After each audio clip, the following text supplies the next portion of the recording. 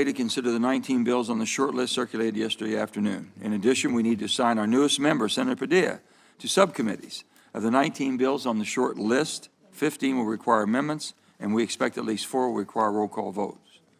Since we have a full agenda, I'll keep my opening remarks very brief. I'm pleased that we appear to have worked out a bipartisan path forward for the majority of the bills on today's agenda. Several of the bills we'll vote on today would make changes to which of our federal lands are protected for conservation, which are open for other uses, such as energy development, timber harvesting, and grazing.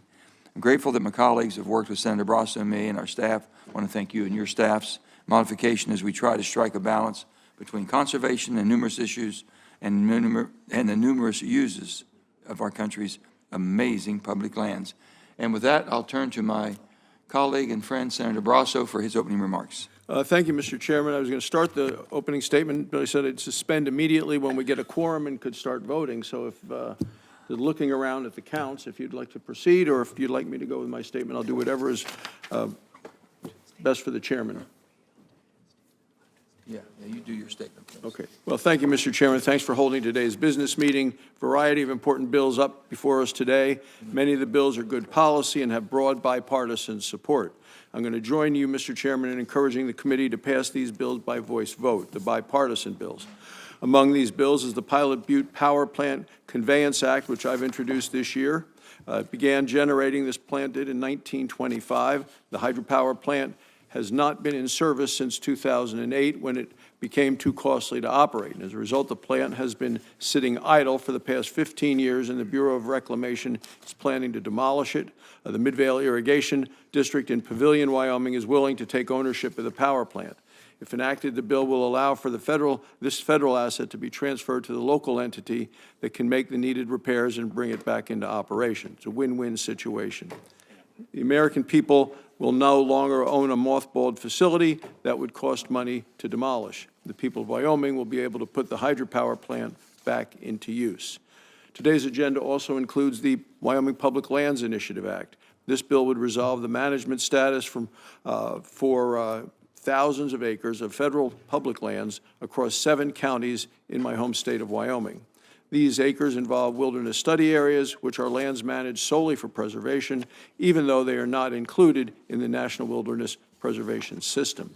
The Bureau of Land Management studies these areas to determine whether they should be designated as wilderness lands or returned to multiple use status. Till Congress acts, the Bureau treats all of these lands as wilderness. In other words, the land has been closed off to almost every use, and for the people of Wyoming who rely on access to the land to make a living and for recreation, this is not acceptable. In 1991, the Bureau released a report recommending a balanced approach for Wyoming's wilderness study area. This is 1991, Mr. Chairman.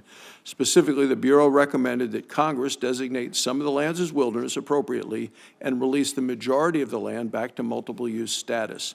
Over 3 decades later, these lands still remain in limbo. That's why some of our counties began to work on this Wyoming Public Lands Initiative, and I want to thank the Wyoming County Commissioners for their collaboration since 2015. The bill, which I am proud to sponsor on their behalf, generally follows the recommendations of the 1991 report, strikes a balance between protecting the places that people in Wyoming love while expanding multiple use areas that our state and local economies rely on. The bill was developed by the people who live near the land and who will be accessing the land when it is enacted. It's been developed from the ground up, resolves a decades-old stalemate. The bill will increase conservation and ensure that other lands can be unlocked for uses important to Wyoming's people. Senator, firmly have believe, the right count now. Thanks. I'll finish it within 15 seconds. Okay. I firmly believe the people of Wyoming, not Washington, should decide how to manage these lands. I also support many of the other items on today's agenda. However, there are several bills on the agenda that I cannot support, didn't support last Congress, continue to oppose. Thank you, Mr. Chairman. Thank you, Senator. And our first order of business this morning is to approve the committee's resolution naming members to our subcommittees. We need to approve the new resolution to reflect Senator Padilla's appointment to the committee and the departure of Senator Kelly. Is there any objections to agreeing to the resolution? Hearing none, the resolution is agreed to. We may now turn to our legislative businesses. Of the 19 bills on the short list, 15 have pending amendments, all of which were circulated earlier this week. Unless anyone wishes to speak to any of the amendments, I ask unanimous consent that we proceed to a voice vote on the 17 amendments in block. The amendments are Amendment number 9 to Agenda Item 3, Amendment number 12, agenda item 4. Amendment number 17 is modified. Number 18 to agenda item 5. Amendment 6 to agenda item 6. Amendment 15 is modified to agenda item 7. Amendment 13 to agenda 9. Amendment 1 to agenda 10. Amendment 11 is modified to agenda 11. Amendment 5 to agenda 12. Amendment 7 is modified, and number 8 to agenda 13. Amendment 2 to agenda 14. Amendment 3 to agenda 17. Amendment 16 to agenda 18. Amendment 4 to agenda 21, and Amendment 10 to agenda 23. If there is no objections, the committee will voice vote in block on the amendments I've just listed. Are there any objections? Hearing none, all those in favor say aye. Aye. Opposed? Ayes appear to have it, ayes do have it, and the amendments are adopted. While we wait to, well, we already did, we're there. Okay, now that we, osmosis, it happened.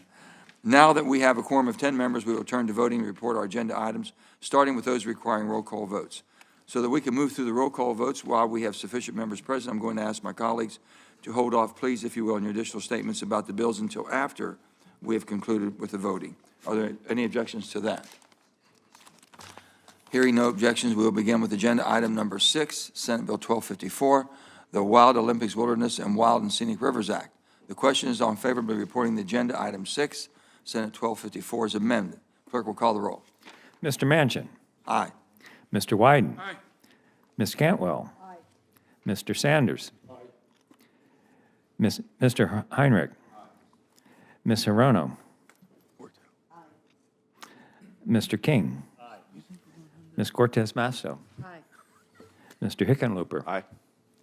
Mr. Padilla. Aye. Mr. Barrasso. No.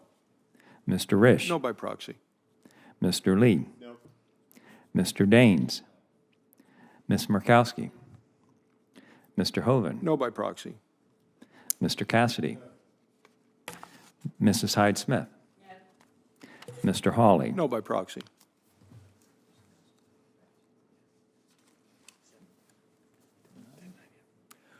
On this vote, the ayes are 10 and the noes are 9.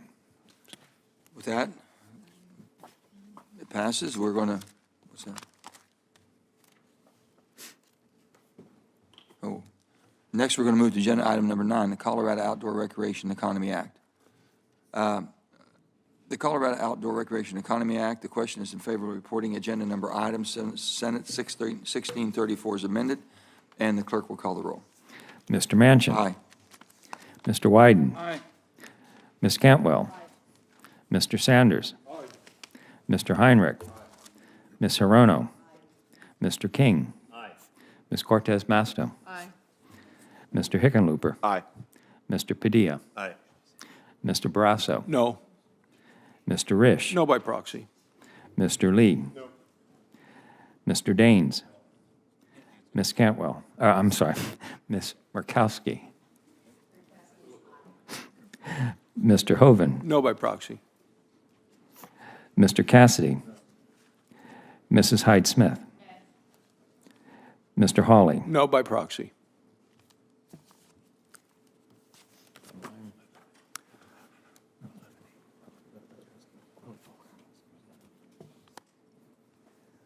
Okay, on this vote, the ayes are 11 and the noes are 8. And the bill's order reported. Next, we'll go to agenda item number 9, the Colorado Outdoor Recreation and Economy Act. Oh, wrong one. We did that. Sorry. California Public Lands Act. Next, so the question is on favorability reporting agenda item number 11, Senate Bill 1776 is amended. Clerk will call the roll. Mr. Manchin. Aye. Mr. Wyden. Aye. Ms. Cantwell. Mr. Sanders. Mr. Heinrich. Ms. Hirono. Mr. King. Ms. Cortez Masto. Aye. Mr. Hickenlooper. Aye. Mr. Padilla. Aye. Mr. Barrasso. No. Mr. Risch. No by proxy. Mr. Lee. Mr. Daines. Ms. Murkowski. Mr. Hoven. No by proxy. Mr. Cassidy. Mrs. Hyde-Smith. Mr. Hawley. No by proxy.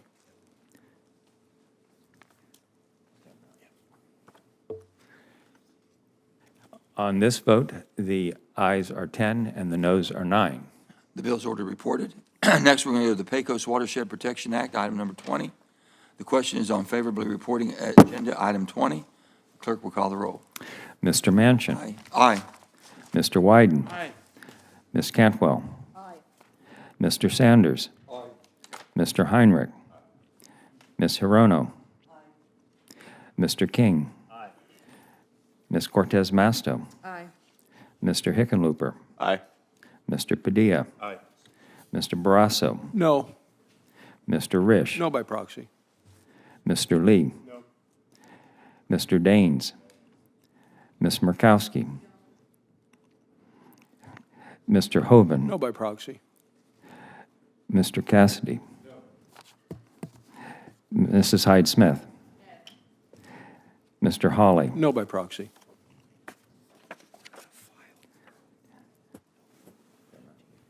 On this vote, the ayes are 10 and the noes are 9. Order reported. If there are no further requests for roll call votes, we can now turn to the remaining agenda items and agree to them by voice vote. They include agenda items number 3, 4, 5, 7, 10, 12, 13, 14, 17, 18, 19, and 21 through 24 as amended, if amended. If there are no objections, the committee will voice vote in block the agenda items I've just listed. Are there any objections? Hearing none, the question is on reporting favorably the agenda items I've listed as amended, if amended. All those in favor signify by saying aye. Aye. Opposed? Ayes appear to have it, ayes do have it, and the bills are ordered reported. Mr. Chairman, Senator Cantwell. I would like to be recorded no on item number 12. Without objection? Any Mr. Chairman, I would like to be recorded as a no on items 7 and 12. No objections? Any others? Any others? When is- If not, now we're going to recognize senators who wish to make statements about today's bills. Mr. Chairman. Senator Wyden. Thank you very much, Mr. Chairman. Mr. Chairman and colleagues, this is a historic day for Oregonians. We have spent decades and decades working to come up with a plan for the Oahe, which back east they call Oregon's version of the Grand Canyon, that would bring together ranchers and farmers and environmental folks and build a coalition that's sustainable for a really extraordinary place. And, Mr. Chairman, I want to thank you for advancing S 1890, known to my constituents as the Malheur County Empowerment for the Oahe Act. This legislation is the product, literally, of decades of work with that coalition that I mentioned, the ranchers, the tribes, the conservationists, the folks who are involved in various kinds of outdoor sports, and it encapsulates a shared vision for a healthy version of one of America's most spectacular landscapes. I particularly want to thank the chairman and the ranking minority member who have given hours and hours to both me personally and our staff, because we have tried to break new ground for the West, particularly as it relates to grazing. And the senator from Wyoming and I have had many conversations, because I think all of us in the West know that if there's one issue that has brought so many efforts to bring communities together, one issue that has blocked that has been the grazing issue, because we've taken this sort of one-size-fits-all straitjacket approach. I see my colleagues from the West saying, oh, let's hear a little bit about grazing because this is synonymous with gridlock. What we have done in our state is we have said, and it's been accepted now by ranchers and environmental folks, that if there is a permit for grazing and the ranchers are doing important work that's good for the environment, like dealing with invasive weeds, we wouldn't put them in a bureaucratic straitjacket. We'd let them do that work, and after they've done it and done something that's good for ranching and good for the environment, then they can come back and settle up with all the bureaucratic requirements. And I think that this kind of grazing flexibility, I say particularly to my Western colleagues, my friends, and we live and breathe this stuff, grazing flexibility like we're doing for the Oahe that brings together the ranchers and environmentalists is the future of the West. And I want to thank particularly Senator Barrasso, who has talked to me many times about this grazing issue, and we're really pleased to be able to advance the legislation. It's going to create also 1 million acres of current wilderness study areas and lands with wilderness characteristics. They're going to be managed for multiple uses under the current and developing BLM Vail District Resource Management Plan. We're going to transfer about 26,000 acres of land with important cultural significance into trust for the Burns Paiute tribe. And I'll just close by saying this is the essence of smart natural resources policy. I know my friend Senator Heinrich has treasured the Oahe for a long time. This is a policy not made in Washington, D.C. It's made 3,000 miles from Washington, D.C. We looked at all of the Washington rules and we said, let's see if we can pump a little bit of flexibility into it. And now, here in D.C., 3,000 miles away, we have a chance to recognize something that works for Oregon. I think it's going to be a model for the future. I want to thank my colleagues. And just in wrapping up, Mr. Chairman, we wrote the Secure Rural Schools bill in this legislation, in this committee. Senator Murkowski remembers all of the years we spent on that, as does many of my Western senators. This bill includes an extension of that, some important water bills that Senator Risch and I have worked on. So this is, I think, a really important day for the future of natural resources policy, and I want to join my colleagues in welcoming Senator Padilla, another one of our Westerners, to the committee, who I think is going to make very valuable contributions. If I go on any longer, it'll be close to a filibuster, and I don't want to do that to my colleagues. I just wanted to say thanks, and particularly Senator Barrasso. I know that this was a challenge to spend all this time working with us on grazing. I think it's going to pay off, and I yield back. Just, Mr. Chairman, to thank my colleague from Oregon, because I believe you truly have broken new ground here, as we've talked about the work that you've done with local ranchers, local tribes, local conservation groups on this bill.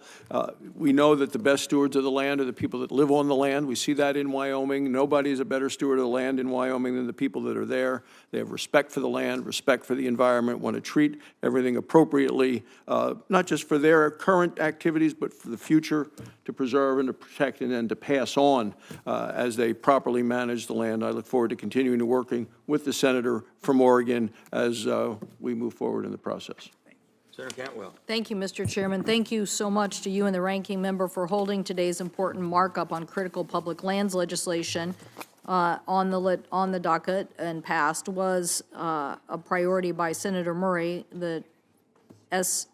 Bill 1254, the Wild Olympics, Wilderness, and Wild and Scenic Rivers Act. This is an important piece of legislation that would designate over 126,000 acres of Olympic forest as wilderness and protect 464 miles of Olympic Peninsula, and by designating it as wild and scenic rivers. So very much appreciate this legislation moving out of the committee. I also appreciate the hard work my colleague from Alaska has done on S 1889, but I want to explain for a minute my reluctance to support this legislation in its current form. I believe we share some of the same issues that many have tried to discuss before this, and I'm concerned that they need to be addressed before we go to the floor. This proposal addresses two very important issues, the Tongass National Forest and tribal justice. And I've long worked to preserve the integrity of the Tongass and public lands. I've learned a lot about the unique biodiversity and the vast amount of carbon sequestration benefits of the Tongass. And I also appreciate the efforts to providing meaningful land stewardship to these 5 Southeast Alaska Native communities. The amount of challenging work that has gone into working with local stakeholders to identify land parcels with the least use of conflicts. However, I think we also must consider the irreplaceable habitat and values of this undisturbed portions of ancient old-growth forests that do exist in the Tongass, which would be conveyed under the ANCSA corporation system. So the U.S. Forest Service currently documented that the Tongass stores more carbon than any other national forest. Old-growth trees in the Tongass are critical for sequestration and addressing the climate and maintaining productivity of the region's fisheries and of the fishing industry. So I, as I said, appreciate my colleagues' efforts on this, but by not providing any conditions on the public lands that would be conveyed, I am concerned that these critical environmental and economic benefits could be disturbed. So I look forward to continuing to work with my colleague on this as we move to the floor. Stewardship will maintain, I believe, a big priority, and getting everybody to commit to that stewardship is what I'd hope to seek. So thank you, Mr. Chairman. Senator Daines. Chairman Manchin, Ranking Member Barrasso, thanks. Thanks for holding this markup, getting some legislation out of this committee, and thanks for including our bipartisan Continental Divide Trail Completion Act. I want to thank Senator Heinrich for his leadership on this bill. Today, the committee passed Senate Bill 594, the bipartisan Continental Divide Trail Completion Act. This is an important bill. It's going to help spur recreation, economic development, growing jobs, as well as helping our local gateway communities.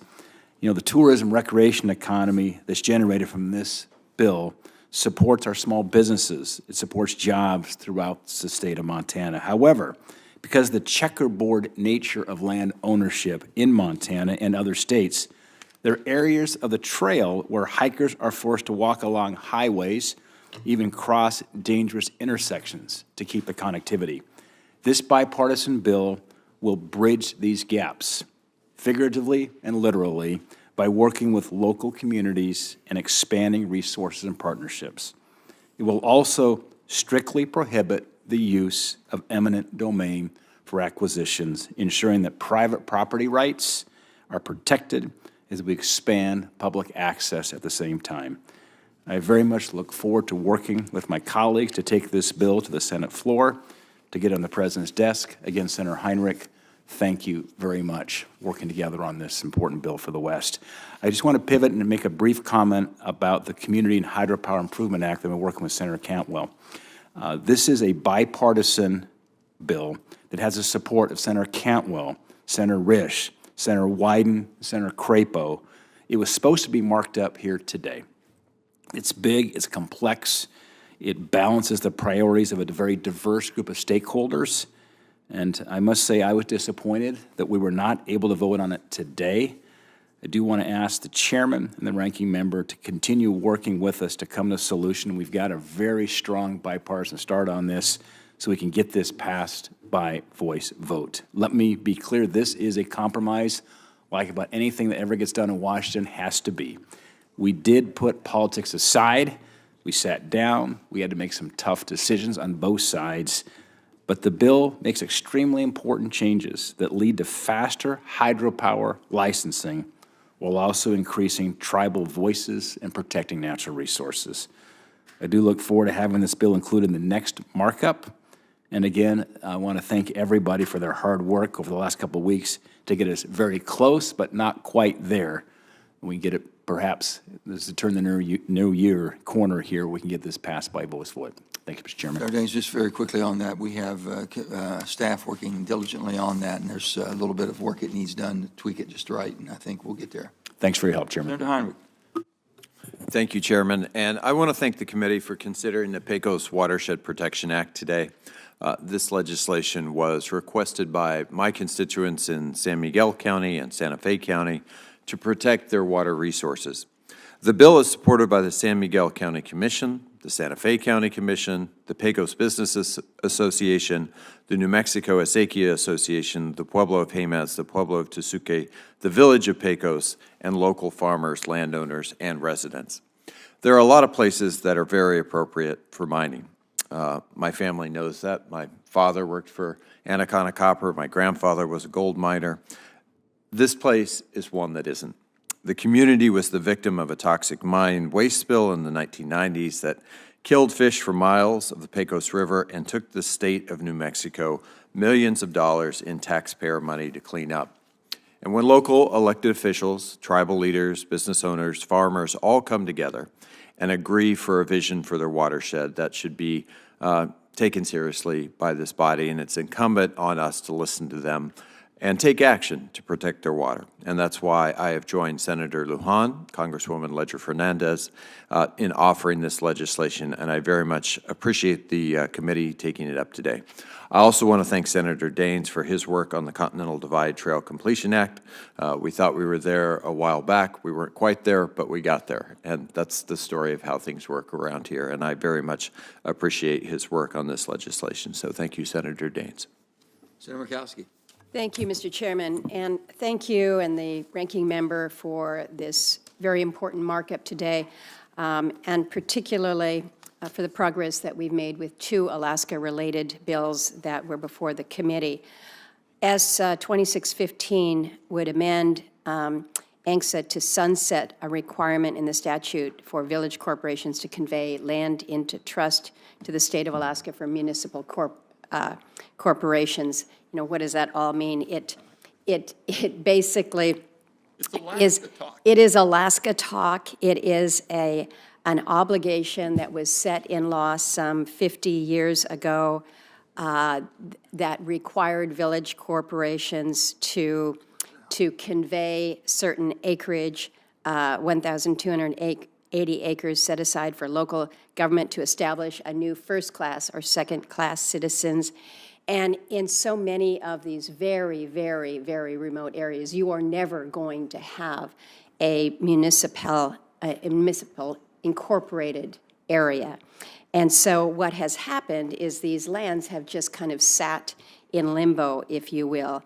They basically are being managed in trust in perpetuity by the state of Alaska. So it just kind of sits there. It deprives the village corporations, their shareholders, the village communities of the benefits of this land. So it's a requirement that was well-intentioned, and those villages, for where it made sense, they acted on it. We're now 50-plus years after ANCSA, and again, just having this kind of limbo status is something that was important to get cleared up. I want to thank my colleagues for your help with S 1889. We refer to it as the Landless Bill. Mr. Chairman, I particularly want to thank you for allowing it to be on the markup today, and really the time that you and your staff have spent not only talking with me, but talking to the representatives from these 5 impacted communities. There has been a level of reach out that has gone on this issue for years and years now, and so to be at a place where we can actually advance through the committee is really significant, and it's appreciated. But Mr. Chairman, you have my commitment that we will continue to work with you and your team to ensure that we can get this bill to a place where we've got your blessing as it moves to the floor. And I look forward to working with Senator Cantwell as well, and my colleague from New Mexico as well. It is appreciated that people have taken the time to really not only to meet with the landless representatives, but to listen to their stories, listen to the history, and this very, very special place that they call home. We're talking about 5 communities, 5, the landless communities of Haines, Ketchikan, Petersburg, Tenakee, and Wrangell. Extraordinary part of the world. Many of you have had an opportunity to visit, others just long to. But in addition to a great beauty, there is an extraordinary, rich indigenous history that is attached to this land. And so what we are seeking to do with this provision is to provide the same opportunities for those in these areas to share in the settlement of their Aboriginal land claims, just as other Alaska Native peoples have been able to enjoy. So the challenge that we faced is it's in the Tongass. It's in the Tongass, and it's a corner of the world where the Native people, the Tlingit, the Haida, the Tsimshian have inhabited. They've cared for this land since time immemorial. But every acre of the Tongass is special to someone. And what we are hearing is this fear, this trepidation, that if somehow these parcels lose their federal protection, that the beauty, the resources will be lost forever.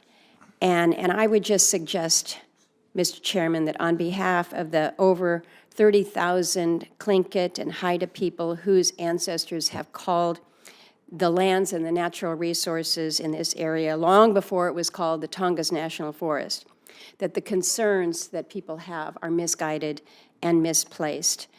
There's an individual, apparently, within the conservation community that has a fair amount of sway and ability to talk to others, and I understand that this individual has been in the Tongass, has spent time in the Tongass, and as he has shared, had a cultural moment when a big part of the old growth. I would just suggest that for thousands of years, the Tlingits, the Haidas, have had that cultural moment. That is their life, that is who they are, that is their identity. So I would like to conclude by asking, Mr. Chairman, unanimous consent to insert 2 letters of support, one from the Wilderness Society and one from the Nature Conservancy, and I want to thank both of them. I'm going to read just snippets from each of these very briefly, because I think they're really remarkable in what they say. These have been our opponents throughout this debate for years. And the Wilderness Society says, in a pretty historic statement, "We apologize to our Native partners for the hurt our past opposition to this bill has caused. We continue to do the necessary work of centering our Native partners and reflecting on how we can better support them. And we trust in the communities of Haines, Ketchikan, Petersburg, Tenakee Springs, and Wrangell to continue to steward this land as they have since time immemorial through their newly formed corporations." And then, in a letter that we received from the Nature Conservancy just yesterday, the final concluding paragraph provides this: "In assessing this legislation, we hope the voices that are most important to this committee are not those of conservation groups, but rather those of the sovereign nations in Southeast Alaska for whom this has been a generation-long injustice." And so the recognition that I think these people have received from 2 very significant conservation groups, a letter of support, but also an apology for previous injustice, is something that I personally appreciate a great deal.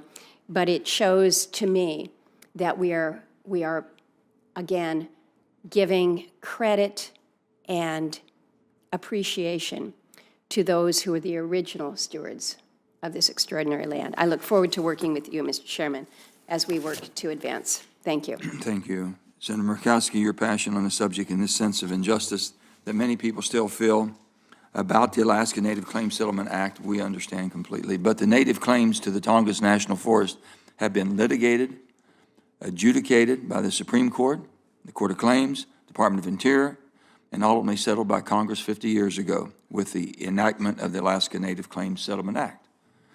Senator Murkowski's bill creates 5 new Alaska Native corporations representing 5 Southeast Alaska communities and grants each corporation over 23,000 acres of the Tongass National Forest. That's a total of over 115,000 acres. I'm concerned about the precedent of reopening these claims, especially since none of the communities represented in this bill met the minimum requirements in the 1971 Settlement Act to be recognized as an Alaska Native corporation. I'm also concerned about the process used in selecting the lands to be privatized out of a national forest that belongs to all Americans, and about conveying over 115,000 acres of national forest subsurface interest to the Silaska Regional Corporation, even though Congress passed a final settlement for Silaska in 2014. But I know this is a very important issue to Senator Murkowski and all her constituents and the affected Alaska Native communities, and I recognize these are complicated issues with a complicated history. While I have agreed to Senator Murkowski's request to have a vote on her bill today and move it forward, I'm going to be asked to record it as I would vote no on the reporting this bill because of the concerns that I have expressed. I won't support moving the bill on the Senate floor as part of a package until we can address these concerns. And Senator Murkowski and I have worked very closely, and we will continue, committed to work very closely to see if we can work our differences out to protect not only the people but the forest. So I know you've agreed to work with me on this, and I know we've been spent many hours on this. So anyone I appreciate very much, and I understand the concerns, the passion, and the love I have for Alaska and the Tongass too. So, with that, Senator Cortez Masto. Thank you, Mr. Chairman, and also to the ranking member for this hearing as well.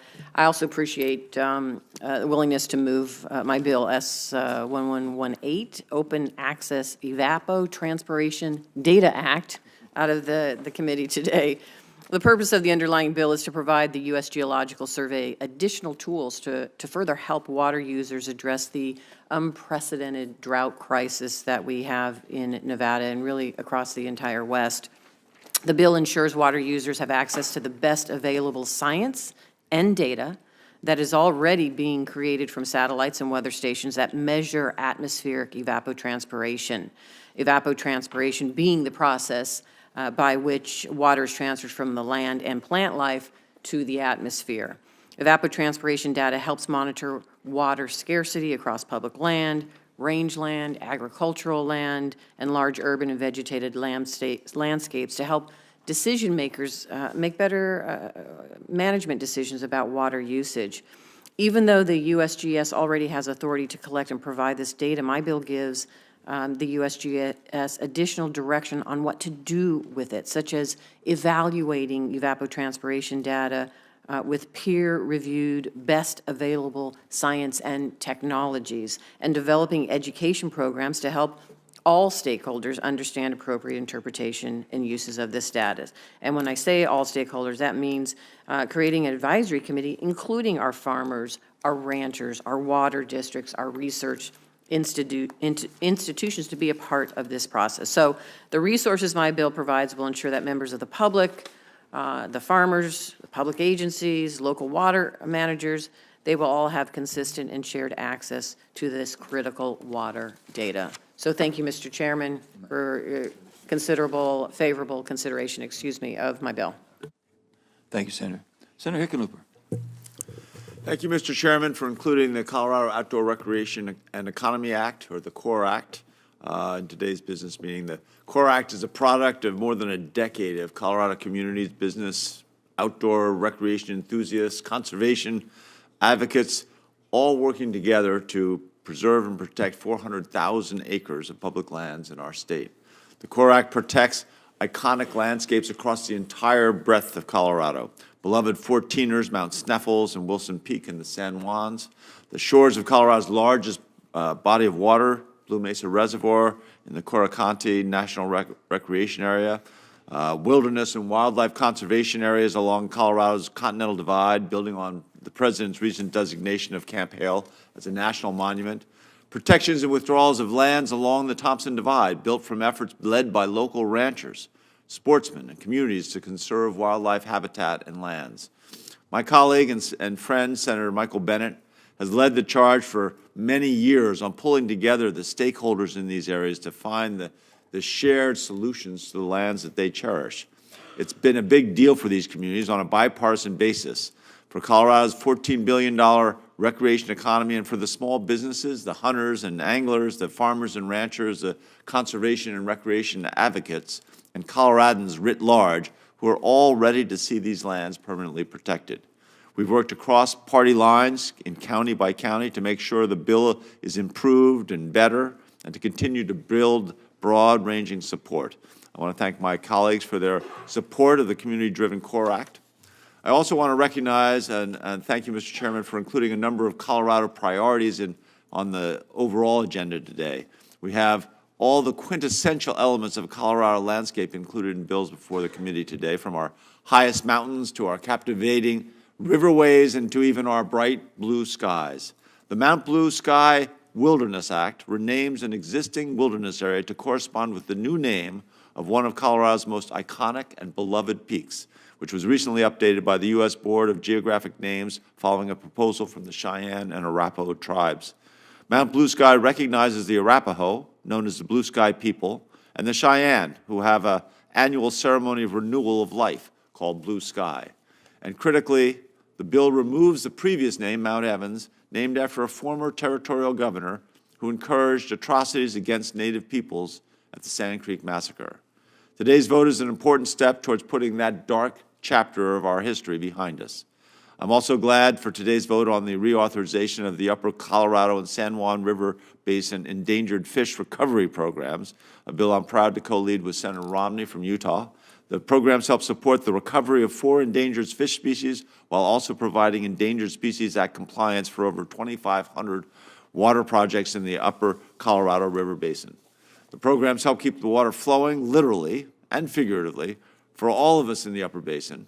And I'm grateful to my fellow Upper Basiners, Senator Barrasso and Lee, for working with me on smooth sailing through the committee today. I also want to highlight the Dolores River National Conservation Area and Special Management Area Act, a bill that protects 68,000 acres along the spectacular Red Rock Canyons of the Dolores River in southwestern Colorado. It took 15 years of stakeholder collaboration to strike the balance of conservation and historic uses that is captured in the broadly supported agreement for us today, and I thank the Chairman for helping us advance this legislation. Finally, I want to acknowledge my colleague, Senator Cortez Masto, for her leadership on the Open Evapotranspiration Act. I'm glad to see that finally through as well. Glad to co-sponsor this legislation, which will enable USGS to use satellite data to better understand water availability and to maximize the benefit of our water supplies. This type of information is critical as we work to manage a drier future in the West. Thank you, Mr. Chairman, for including all these priorities in today's meeting, and to my colleagues for helping them to advance. Senator Padilla. Thank you, Mr. Chairman. First, for the record, I would like to be recorded as a no vote on S 1889 for the reasons articulated by our chairman. But, Mr. Chairman, I want to thank you for today's markup and for including my Public Lands Act and 2 other non-controversial bills on today's agenda. My Public Lands Act is a consensus bill that is widely supported in California. It was written with local input and was carefully designed to increase protections for deserving public lands throughout California. Now, I want to make it clear that this bill would not prevent development in areas with energy or critical mineral potential, nor will it inhibit any forest restoration or mitigation work that are part of our wildfire prevention efforts. I know that some of my colleagues might have had some sticker shock when they saw the size of the bill or the number of acres protected with this bill. But I'll remind us that California is a big state. And I want to assure you that I care deeply about both securing our clean energy future and ensuring our public lands are managed properly to mitigate wildfire risk. It can be at times a delicate balance, but these 2 priorities are not mutually exclusive, and I do believe we struck the right balance with this bill. I also want to take a moment to thank Ranking Member Barrasso and both the majority and minority staff for their efforts, not just on preparing the bill for today's agenda, but this measure is familiar to them because we started working on this bill since the last session. And I'm just happy that I can now be a member of the committee to see the measure finally agendized and moved out of the committee for full Senate consideration. So let me just end by thanking my colleagues who did vote yes on the consensus bill, California Public Lands Protection Bill, and I look forward to continuing to work together as the newest member of this committee. Thank you. Thank you. Senator Barrasso. Thank you, Mr. Chairman. I just want to add my voice to that of Senator Padilla because I appreciate his efforts to work with me on this bill. And he's right when he uses the word sticker shock. It did hit some of us that way because as it's currently written, it would create more than 700,000 acres of new wilderness and other restrictive designations, along with nearly 700 miles of wild and scenic rivers. And at this point, I could not support a bill of this size without a much better understanding of the impacts that it would have on our domestic supply of minerals and other important natural resources. So therefore, while I couldn't support it today, I'm going to continue to work with the colleague and the newest member of this committee, Senator Padilla, and his staff. Thank you, Mr. Chairman. And then final, as people are getting up, Justin's sitting here right in front next to Sam, so calm. Tomorrow he's having twins, or his wife is having twins. Congratulations. So congratulations to you, and we wish you the very, very best. Thank you, Mr. Chairman. Thank you. I want to thank everyone. That's sticker shock. Oh, that's yet to come. I want to thank everyone. I'm glad everyone got a chance to speak and be heard in the bills. I think we did a great job I want to thank C.J. Osmond and the entire committee, and Sam and all of you all for working so hard, and David and his group, and Katie and everybody that does such a great job working with Richard and his group. The staffs really work well together, and I think that's the way it's meant to be. We should work together because we're all on the same team. With that being said, this will conclude our committee meeting, and we wish you a very, very happy holidays and a Merry Christmas to each and every one of you. Safe travels.